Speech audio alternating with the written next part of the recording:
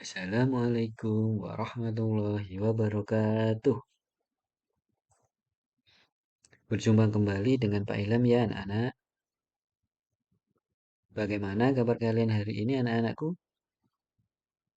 Alhamdulillah, semoga kita senantiasa dalam keadaan sehat dan selalu bersemangat dalam mengikuti pembelajaran.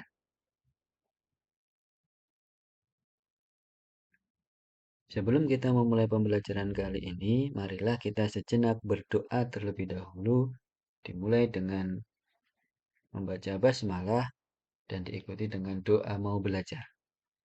Bismillahirrahmanirrahim. Rabbi zidni ilma warzuqni fahma.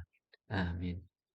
Ya Allah, tambahkanlah aku ilmu dan berikanlah aku rezeki akan kepahaman.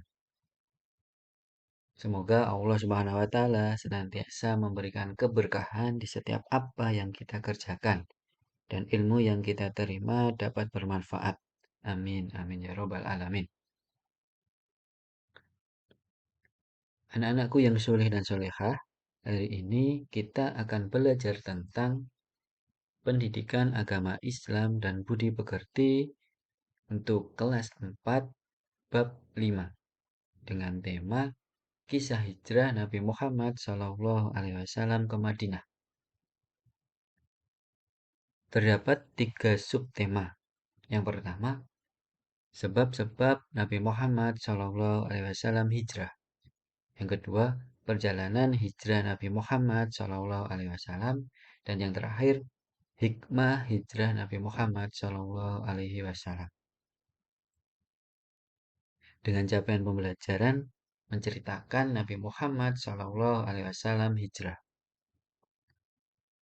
Setelah mempelajari materi ini, peserta didik diharapkan mampu yang pertama menjelaskan sebab-sebab Nabi Muhammad SAW hijrah ke Madinah.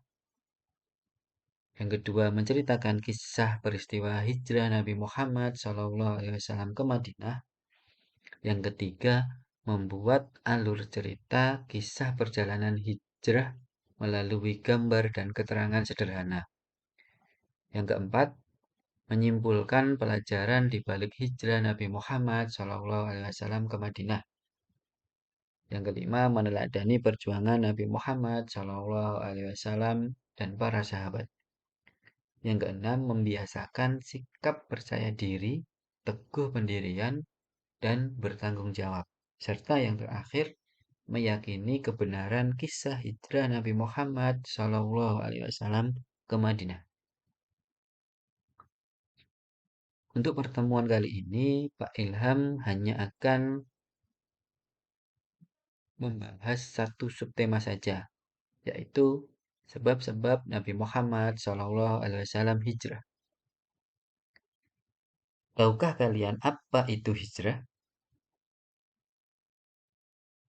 Ya, apabila belum paham apa itu pengertian hijrah, marilah kita cermati bersama-sama. Pengertian hijrah itu sendiri terbagi menjadi dua, yaitu pengertian secara bahasa dan pengertian hijrah secara istilah. Untuk pengertian hijrah secara bahasa, kata hijrah berasal dari akar kata hajar yang berarti memutuskan atau meninggalkan.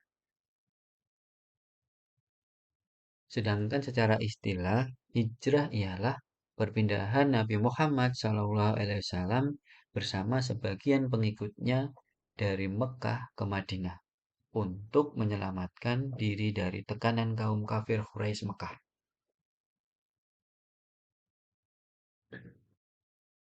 Ini peta negara Arab.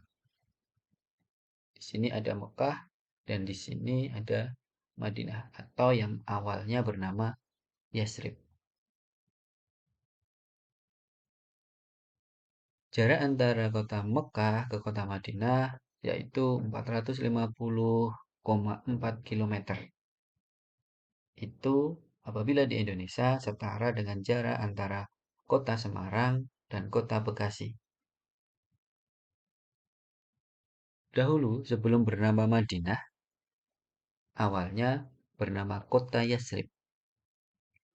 Ketika Rasulullah sudah hijrah ke Yasrib, akhirnya Rasulullah mengganti nama Yasrib dengan nama Al-Madinah Al-Munawwarah yang artinya kota yang bercahaya. Nabi Muhammad beserta para pengikutnya hijrah dari kota Mekah ke kota Madinah dengan mengendarai onta dan juga dengan jalan kaki.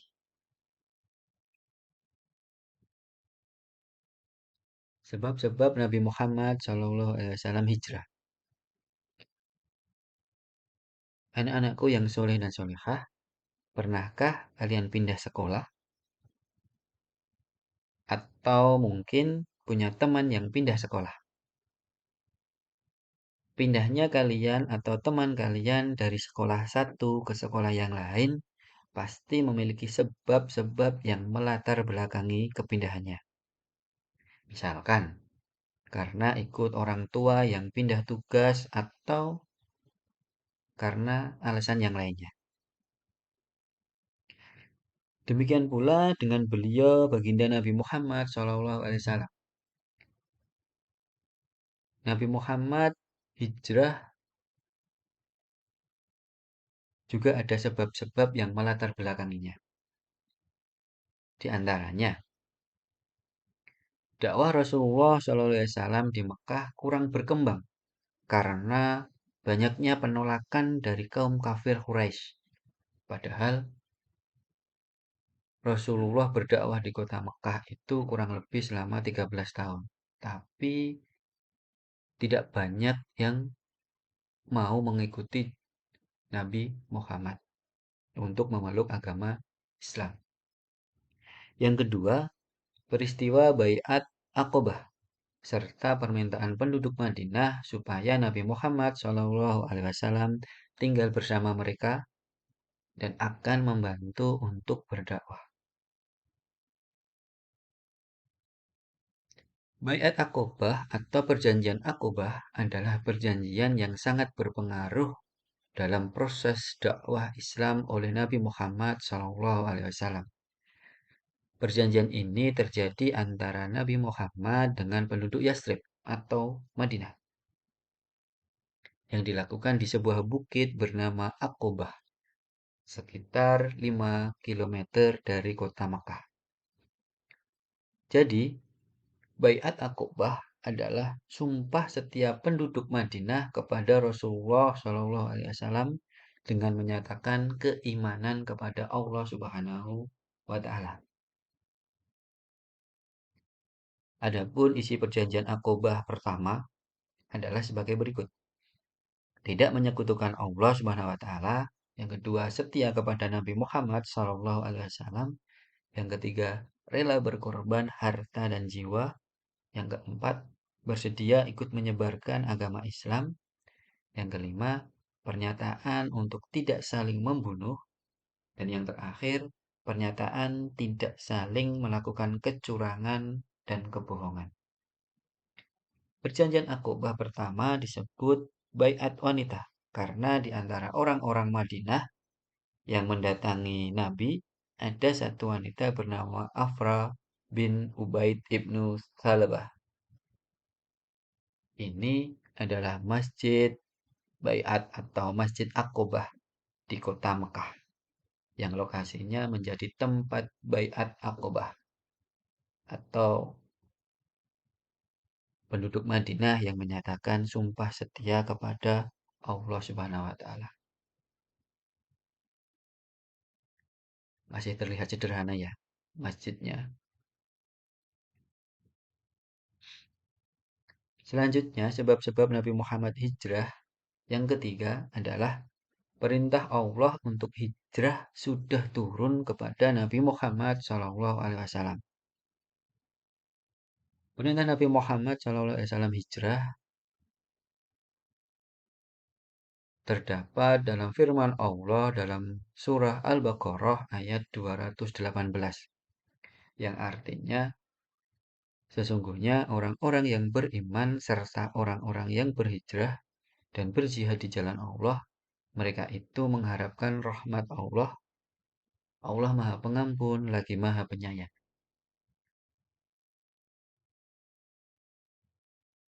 Selanjutnya, sebab-sebab Nabi Muhammad SAW hijrah yang keempat adalah ada harapan baru untuk mengembangkan Islam di kota Madinah.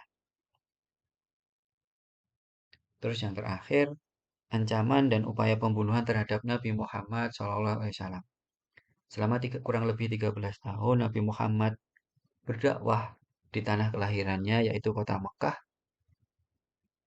Hampir setiap hari, Nabi Muhammad itu diganggu, bahkan sampai diancam mau dibunuh. Maka dari itu, hal tersebut juga yang melatar belakangi Nabi Muhammad hijrah ke kota Madinah.